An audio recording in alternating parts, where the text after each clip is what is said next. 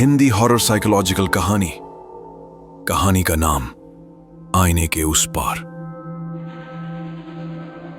शहर की चहल पहल से दूर एक पुराना बंगला था, वृंदावन विला।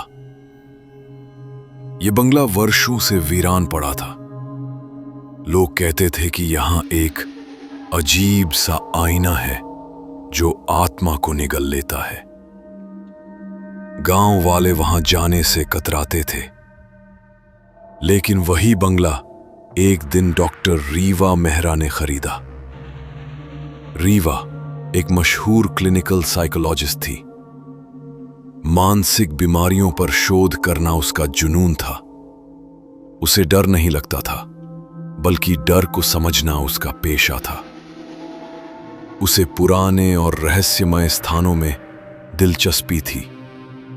बंगले की डरावनी कहानियों ने ही उसे वहां खींचा था। बंगले में कदम रखते ही कुछ अजीब सा महसूस हुआ। घर की दीवारों पर अजीब सा सन्नाटा था, जैसे किसी ने सालों से सांस न ली हो। सबसे कोने में एक बड़ा सा आईना रखा था, धूल से ढका, फिर भी उसमें अजीब चमक थी। रीवा ने आईने को देखते ही कहा, मुझे कुछ असामान्य नहीं लगता, लोग बस भ्रम पाल लेते हैं। लेकिन जैसे ही वो आईने के सामने खड़ी हुई, उसने एक हल्की सी परछाई देखी। उसने पलट कर देखा, कोई नहीं था। रीवा को सपने में एक औरत दिखी। उसका चेहरा अधजला हुआ था, आंखें सुर्ख और होंठों पर दर्द भरी मुस्कान।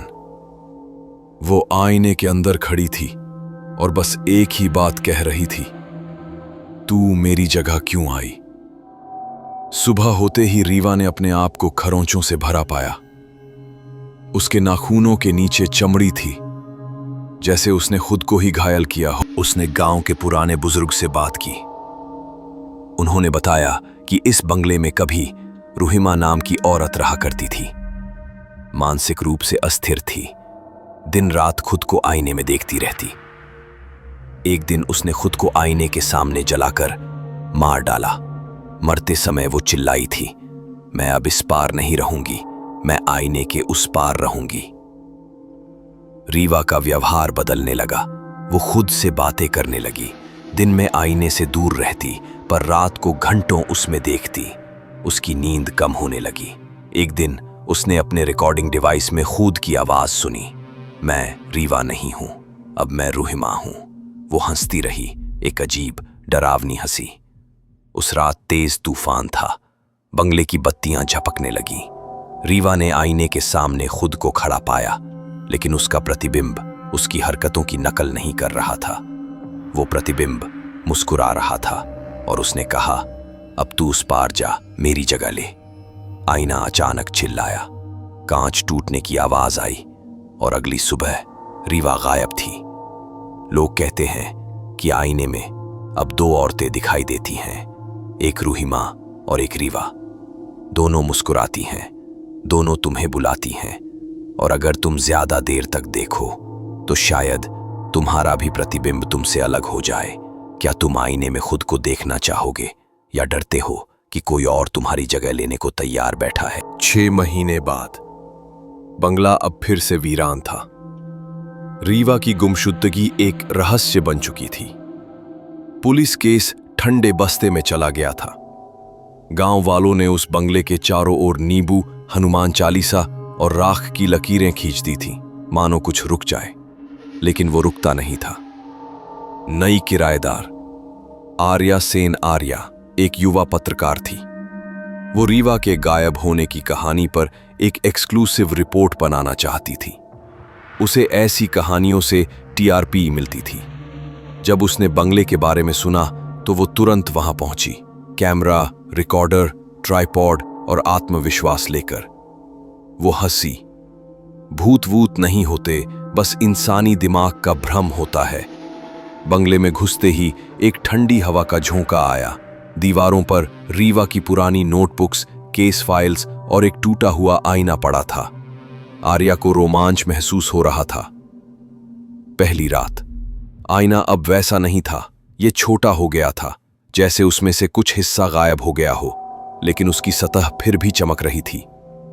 रात के 2 बजे आर्या कैमरा ऑन करके आईने के सामने बैठ गई। ये है वही आईना जिसमें डॉक्टर रीवा ने खुद को खो दिया। मैं इसे छू रही हूं, मैं इसे महसूस कर रही हूं। जैसे ही उसने आईने पर हाथ रखा, एक झटका लगा। आईने की सतह तरल सी हो गई, परछाइयां घूमने लगीं। अचानक किसी और की आवाज रिकॉर्ड हुई, वो आ गई है, ये मेरी जगह लेगी। अगले दिन आर्या के चेहरे पर खरोंचें थीं। उसने कैमरा देखा, सब ब्लैंक। उसने जो भी रिकॉर्ड किया था सब मिट गया। उसने खुद से कहा, मैं ठीक हूं, बस नींद पूरी नहीं हुई है।